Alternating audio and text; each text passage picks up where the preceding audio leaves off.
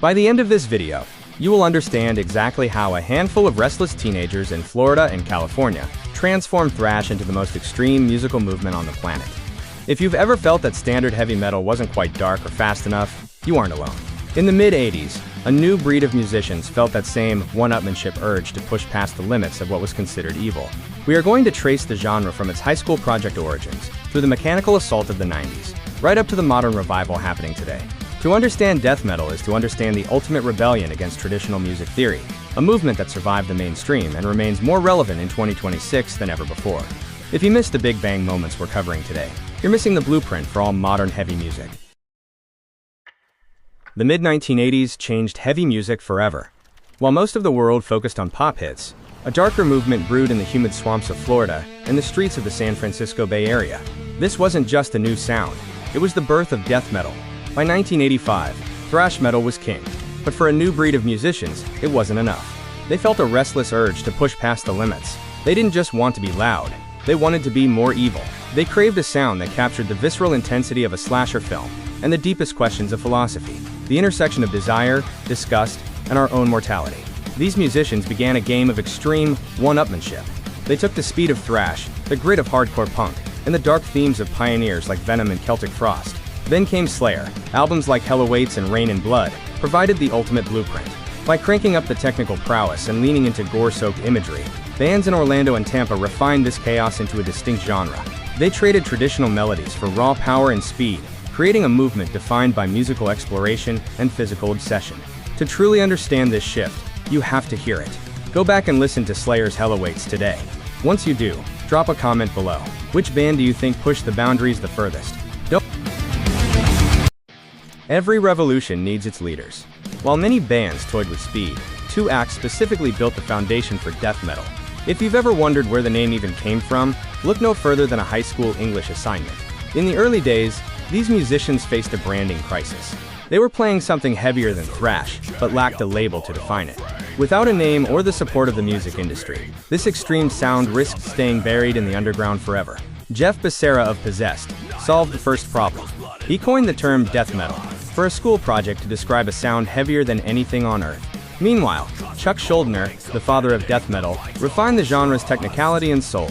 The movement grew as bands like Obituary, Morbid Angel, and Cannibal Corpse joined the ranks. By the late 80s, niche labels like Roadrunner and Earache Records took a gamble. They signed these acts and pushed the music into the spotlight. By 1993, death metal reached its peak, gaining media attention and commercial success without ever losing its evil edge. Your homework is simpler than Jeff Becerra's. Go listen to Death Scream Bloody Gore and tell me in the comments, does it still hold up as the gold standard of the genre? Hit the notification bell so you don't miss our next deep dive into the evolution of metal.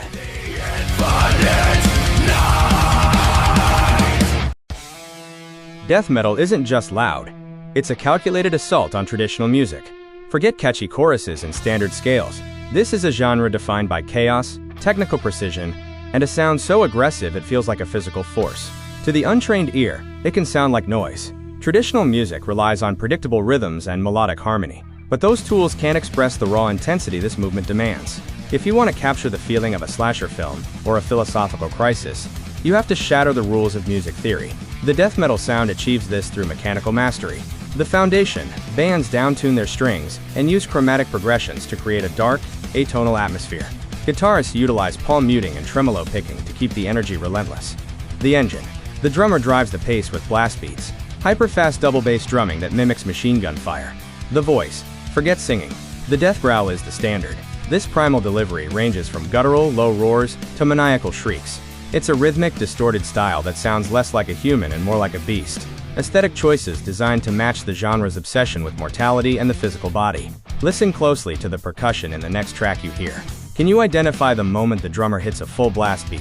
Challenge yourself to find a song where the vocals match the rhythm of the guitar perfectly, and tell me the track name in the comments. Don't forget to like this video if you're enjoying this deep dive into the mechanics of metal.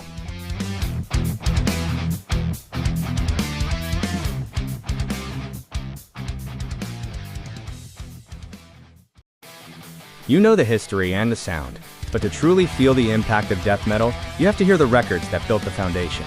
These aren't just albums, they are the blueprints of extremity.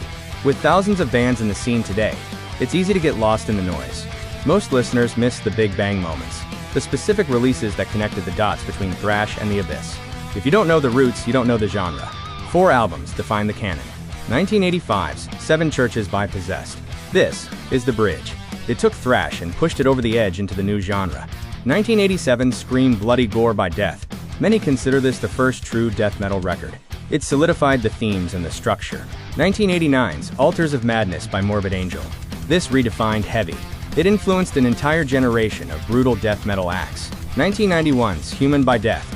Here, the genre evolved again, introducing technical virtuosity and insane speed.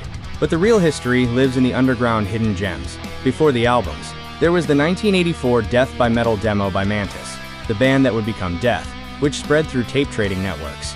Earlier acts like Nasty Savage in Florida directly inspired Chuck Schuldiner to deepen his sound, alongside pioneers like Macabre, Master, and Massacre. Your next task is to go back to the source. Search for that original Mantis demo online, and listen to how it all started. Once you've heard it, come back and tell me, can you hear the moment thrash became death metal? Subscribe now so you don't miss our final breakdown of the genre's legacy.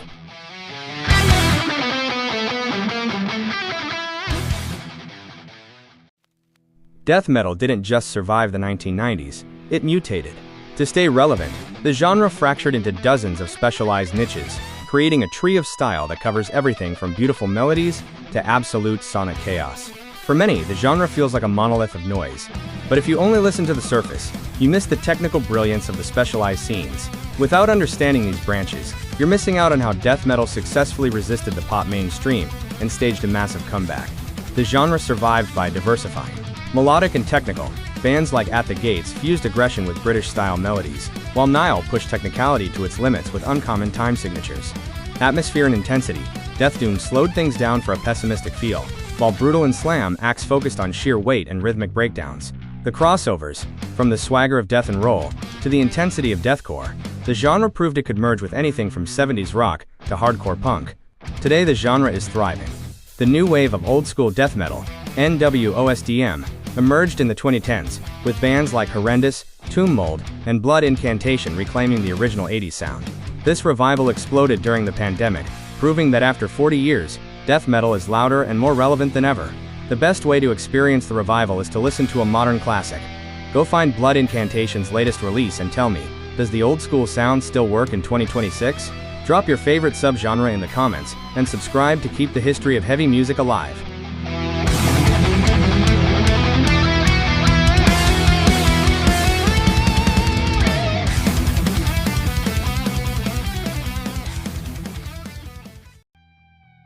Death metal has spent 4 decades proving that it isn't just noise.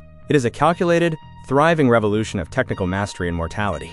It is easy to get lost in the dozens of subgenres and modern releases, forgetting the raw intensity and the hidden gems that started it all in the humid Florida swamps. Without that context, you're only hearing half the story. We've broken down the tree of style, from the technical precision of the 90s to the old-school revival of the 2010s. Now you have the map to explore the heaviest corners of music history with a trained ear. Your final task is simple. Head over to the comments and tell me which subgenre defines death metal for you. Is it the melodic Swedish sound or the brutal intensity of the slam scene?